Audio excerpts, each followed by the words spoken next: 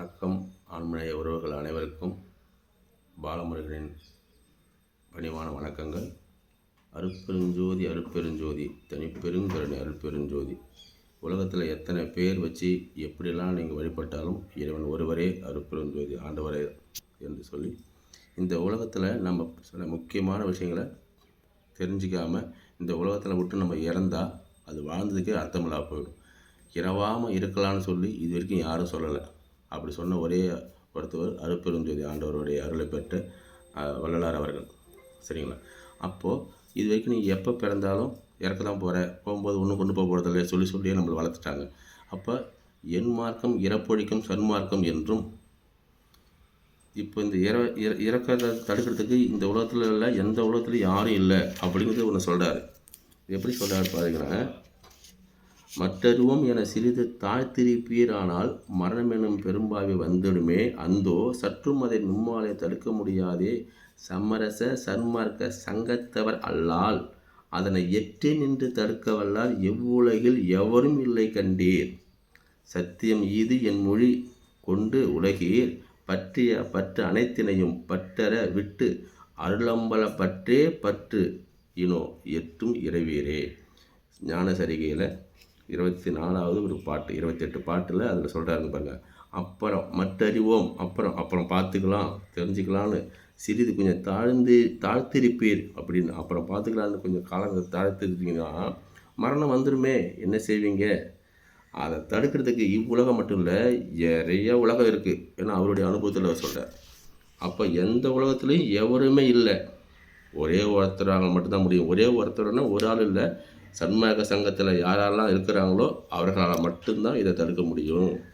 எட்டி நின்று தடுக்க வல்லார் பார்த்தீங்களா? அப்போ தடுக்க முடியும். இது சத்தியம், இது என் மொழி அப்படின்னு சொல்கிறார். அப்படின்னு சொல்லும்போது நம்பினால் நம்புங்கள், மரணமில்லாமல் வாழ்வதற்கு ஒரு வழி உள்ளது. ஒருத்தர் வழி காமித்து சொல்ல காப்பி அடிக்கலாம். பரீட்சையில் நம்ம ஒருத்தவங்க பார்த்து பிட்டு அடித்தோம், காப்பி அடித்து கூட பாஸ் பண்ணலாம், தப்பு. ஆனால் இங்கே ஒருத்தர் செய்து சொல்லி காமிச்சு நம்புங்க என் முறை பொய் உரை என்று எண்ணாதீர் அப்படின்னு சொல்கிறார். என்ன வயதாலும் வயதிடுமின் வாழ்த்துறை என்று எடுத்துக்கொள்வேன். என்னை நீ என்னால் பேசினா கூட நான் வாழ்த்து தான் நினச்சிப்பேன்னு சொல்கிறார். அவருடைய கருத்துக்கள் ஆரம்பத்துலேயும் முடிவுலையும் முரண்பாடு இருக்கும். ஒரு மனிதர்கள் முரண்பாடு இருக்கும். இந்த உலகத்தில் பிரபஞ்சத்தில் எந்த முரண்பாடும் இல்லாமல் ஒரு தூய பிறந்ததிலிருந்து அவர் ஒரு புனிதமானவராக இருக்கிறாரு, எந்த தவறும் இல்லை, அவர் கரெக்டான அறிவில் இருக்கிறார் அப்படின்னு சொன்னால் ஒருத்தவர் தாங்க அவர் அருட்பெருஞ்சோதி ஆண்டவர். அவர் தான் இறைவன் தான். நீங்கள் எத்தனை பேர் வேணாலும் வச்சுக்கோங்க, அந்த ஒரு இறைவன் மட்டும்தான் எந்த ஒரு பரிபூர்ணமான மாயையில் சிக்காமல் பரிபூர்ணமான சுத்தமான மனிதன் நம்ம பிறந்ததுக்கு காரணமே நமக்குடைய அகங்காரம், நம்ம தப்பு பண்ணோம், மாயை பக்குவம் அடையணுக்காண்டி தான் இத்தனை பிறப்புகள்லாம் வருது. அப்போ நாம் அதை பக்குவம் அடைஞ்சிக்க வேண்டியதான். தப்பு செய்தவன், அது தவறுக்கும் தப்புக்கு என்ன வித்தியாசம்னு உங்களுக்கு தெரியும். தவறை செய்தவன் திருந்த பார்க்கணும், தப்பு செய்தவன் வருந்தி ஆகணும்னு சொல்லி கூட நம்ம கவிஞர்கள் பாட்டு இருக்காங்க.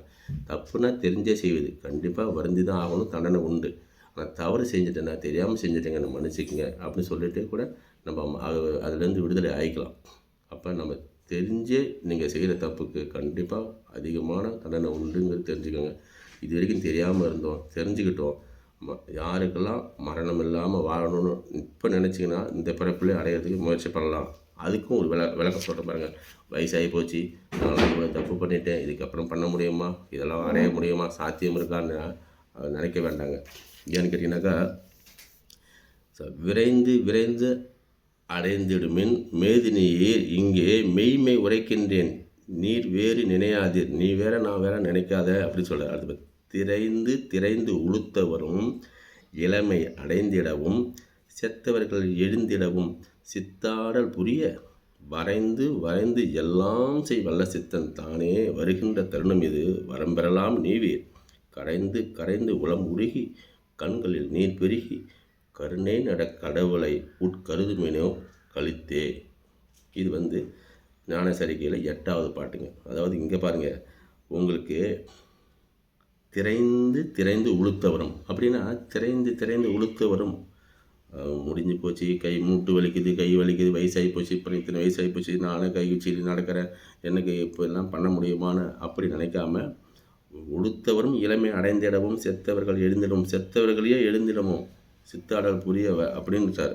அப்போ எல்லாம் செய் வல்ல சித்தனால் நினச்சா இதெல்லாம் ஒரு நொடியில் பண்ண முடியும், நீங்கள் அடைய முடியாதுன்னு நினைக்க வேண்டாம், வாங்கன்னு சொல்கிறார். அதனால் இந்த பெரிய வீடியோவாக இருந்துச்சு, ஷார்ட் வீடியோவாக எடுக்கலாம், ஒரு சின்னதாக எடுக்கலான்னு தான் நினச்சோம். அப்படியே போயிட்டுருக்கு. இதுதான் முக்கியமான விஷயம். இந்த உலகத்தில் இயற்கை நம்ம நினச்சதெல்லாம் இயற்கை இல்லை. இயற்கை என்பது இறைவன் தவிர வேறு எதுவும் இயற்கை இல்லை. நம்ம மீதியும் ஆன்மாக்கள் இயற்கையாக இருந்தது. அதான் முப்பொருள் சொல்லுவாங்க. அதான் இயற்கை. ஆணவம், ஆன்மா. இந்த ஆணவத்தில் சிக்காத இருந்ததால் இறைவன் பரிபூர்ணமாக இருக்கிறாரு, பேரறிவாக இருக்கிறாரு, பெருங்கருணையாக இருக்கிறாரு. நம்ம மாயையில் சிக்கிறதால, மாயை சூழ்ந்ததால் நமக்குள்ளே இருக்கிற ஆன்ம பிரகாசம் என்றால் நம்ம இயற்கையிலே இறைவனுக்கு எப்படி பேரறிவோ பெருங்கருணையோ அதே மாதிரி தான் எல்லா ஆன்மாவும். ஆனால் மாயை ஆட்கொண்டதால் ஒரு ஏரியிலையோ குளத்திலையோ தாமரை அள்ளி வந்து ஆகாய தாமரை மூடிக்கும். ஒரு செம்புகளை களிம்பு இயற்கையிலே வந்துடும், பூசணம் பூத்துன்னு சொல்லுவாங்க. அது மாதிரி நம்ம ஆன்மாவுக்கு ஆணவம் இயற்கையிலே வந்துடுச்சு. அப்போ நாமளாக போய் அது பற்றணும். அது வந்து உயிரில்லாத ஒரு ஜடப்பொருள் ஆணவம், நாமளாக ஒரு உயிருள்ள பொருள். அப்போ உயிருள்ள பொருள் வந்து அதை போய் பற்றுனதால் அப்புறம் அது மேலே ஆசை வச்சு மேலே அடுத்த மாயையில் பண்ணால் மாயையை புரிஞ்சு கொண்டு அதை விளக்கணுங்கிறதுக்காக நமக்கு ஒரு மாயையை உருவாக்குறார். மறுபடியும் உலகம்ங்கிற மாயை அது ஒரு பள்ளிக்கூடம் மாதிரிங்க. அப்போ இந்த உடம்பு ஆன்மாவுக்கு நேரடியாக ஒரு அனுபவம் வர்றதுக்கான வாய்ப்பு இல்லைங்கிறதால நமக்கு உடல், மனம் அப்படிங்கிற ஒரு உபநய கருவிகளாக எல்லாம் கொடுக்குறாங்க. அப்போ இந்த புத்தி, மனம், இந்த உடம்புலாம் தேவைப்படுது. ஒரு வீடு நம்ம குடிக்கிறதுக்கு வேணும். அதற்காக வீடு கட்டி கொடுக்கணும், நம்ம கட்டி கொடுத்துருக்காங்க. பள்ளிக்கூடம் போய் படிக்கிற மாதிரி ஒரு பள்ளிக்கூடம் கட்டி கொடுத்தாங்க. இதுதான் உலகம், இந்த பள்ளிக்கூடம். அதில் அனுபவம் பெற்று படித்து இதிலிருந்து அடுத்து நம்ம நிலைக்கு போகணும். ஒரு முறை நமக்கு அனுபவம் வந்துட்டால் திரும்ப படிப்பு தேவையில்லை. இந்த அனுபவம் முழுசாக வந்து மாயையிலேருந்து ஒரு மாயாக நீங்கள் விலகிட்டிங்கன்னா அப்புறம் பரிசுத்தமான ஆன்மாவாகிட்டோன்னா நாம் இறைவனுக்கு சமமான தகுதியை நம்ம கொடுத்துருவார். அதுக்கப்புறம் நம்ம எது மேலேயும் பற்று வைக்க மாட்டோம். அதனால் உலகத்தில் இருக்கிற இதுக்கு ஒரே வழி கடவுள் ஜீவகாருண்ய ஒழுக்கமே உண்மையான இறைவன் வழிபாடு. ஜீவகாருண்ய ஒழுக்கம்னா பல எல்லா உயிர்களையும் நேசிப்பது, எல்லா உயிர்களுக்கும் இறக்கப்படுவது, என்னுடைய சகோதரனாக நினைக்கப்பது, மனுஷனை மட்டும் நினைக்காம எல்லா அதான் உயிர்களிடத்தில் அன்பு வேண்டும், செய்யும் உண்மை என்று தானே இருந்தால் வேண்டும்னு சொன்னால் பாரதி. அதை மாதிரி எல்லா உயிர்களும் பிறப்போக்கும் எல்லா உயிருக்கும் சொன்னால் பிறப்பால் அனைவரும் சமம் எல்லா உயிரும். அதுக்கு தாண்டி சிறப்பு வேணும்னு சொன்னால் நம்ம அதுக்கப்புறம் வாழ்க்கை முறையை பொறுத்து நமக்கு சிறப்பு கிடைக்கும். சமமாக மட்டும் இருந்தால் போதும், பிறப்பால் சமம்தான். அதில் நம்ம நல்ல மார்க் வாங்கி நல்ல பேர் வாங்கணும் அப்படிங்கிற மாதிரி நல்ல நம்ம வாழ்க்கை வாழ்ந்து புண்ணியங்கள் நிறைய எடுத்து இந்த நிலையை அடையணுங்கிறத வேண்டிக் கொள்கிறேன். நம்ம அடுத்த வீடியோவில் நம்ம பதிவு பண்ணுவோம். என்னுடைய சேனல் பேர் வந்து பார்த்திங்கன்னாக்கா மை பாத் இஸ் யூனிக், அதாவது என் வழி தனி வழி அப்படிங்கிற மாதிரி. என் மார்க்கம் இறப்படிக்கும் சன்மார்க்கம், அதுதான் அதனுடைய உள்ள அர்த்தங்க. எல்லாரும் இரவாமல் இந்த பிறந்த இப்பிறப்பிலேயே இதை அடையணும். எல்லாருக்கும் வீடுதோறும் இப்போ 1000 கோடி மக்கள் இருப்பாங்கன்னு நினைக்கிறேன். எங்கே பார்த்தாலும் நாட்டில் கலவரம், அணுகுண்டு போட்டு உயிர்கள் வந்து எளிமையான முறையில் சாவடிக்கிறாங்க. சாகாமல் எல்லா தலைவர்களும் ஒன்று சேர்ந்து பேசி இந்த கருணையான இரக்கத்துக்கு வந்து எந்த உயிரையும் துன்புறுத்தாமல் பல உயிர்களை வாழ வைத்து நம்ம வாழ வேண்டும் அப்படிங்கிற உண்மை தெரிஞ்சு. இயற்கை என்பது எதுவுமே இயற்கை இல்லை. ஆணவம், இறைவன், நம்ம ஆன்மா அனைத்தும் இயற்கை. மீதி எல்லாமே இறைவனால் படைக்கப்பட்டது. இறைவனாக செய்தாலும் அவர் உருவாக்கினாலும் அது செயற்கை தான். அதனால் செயற்கை. அப்போ இயற்கையான ஒரு விஷயத்தை நம்ம நோக்கி போகணும். அதான் இயற்கையான கடவுளை நோக்கி இயற்கையான நம்ம ஒரு அனுபவம் வாழ்ந்து இயற்கை உண்மை கடவுளை தேடி எல்லாமே செல்லணும். நன்றி, வணக்கம். எல்லோரும் பயன்பெற வேண்டும்.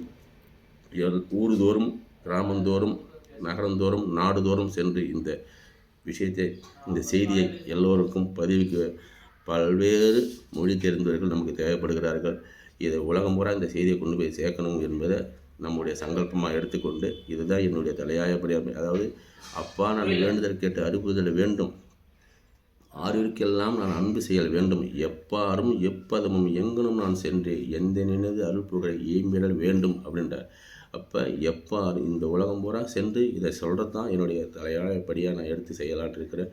அதுக்காக எல்லாம் வல்ல அருட்பெருஞ்சோதி ஆண்டவர் அருள் எனக்கு கிடைக்கணும். உங்களுக்கெல்லாம் இந்த செய்தியை கொண்டு போய் சேர்க்கணும். இந்த உண்மை தெரிந்தால் நான் ஆனந்தமாக இருக்கிறேன். 24 மணி நேரமும் ஒவ்வொரு கணமும் நொடியும் நான் மகிழ்ச்சியாக இருக்கிறேன். இந்த மகிழ்ச்சியை உங்களுக்கும் நான் பெற்ற இன்பம் பெருக வைக மாதிரி கொண்டு வந்து சொல்லணும்னு நினைக்கிறேன். என்னுடைய எல்லாரும் என்னுடைய குழந்தைகளாகவும் என்னுடைய சகோதரர்களாகவும் என்னுடைய சொந்தங்களாகவும் உறவுகளாகவும் அப்படி தான் தெரிகிறாங்க எல்லாருமே. எந்த உயிரும் நீ துன்புறுவதை நான் சகித்து கொள்ள மாட்டேன் அப்படின்ற நிலையில் தான் என்னுடைய மனசு வருது. அதனால் எல்லோரும் நல்லா இருக்கணும், இன்புற்று வாழ்க, எல்லா உயிரும் இன்புற்று வாழ்க என்று சொல்லி விடைபெறுகிறேன். நன்றி வணக்கம். என்னை நீங்கள் தொடர்பு கொள்ளலாம், நானும் உங்களிடம் வருகிறேன் என்று சொல்லி விடைபெறுகிறேன். நன்றி வணக்கம்.